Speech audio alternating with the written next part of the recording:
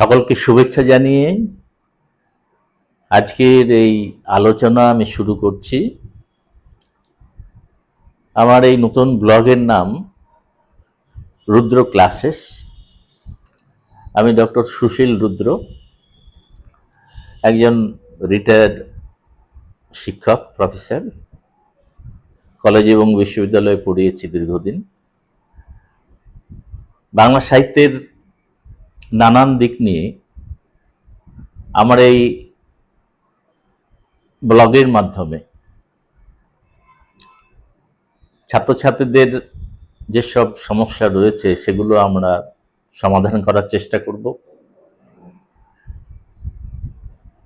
আমার ইচ্ছা আছে একদম নিম্ন স্তর থেকে উচ্চ স্তর পর্যন্ত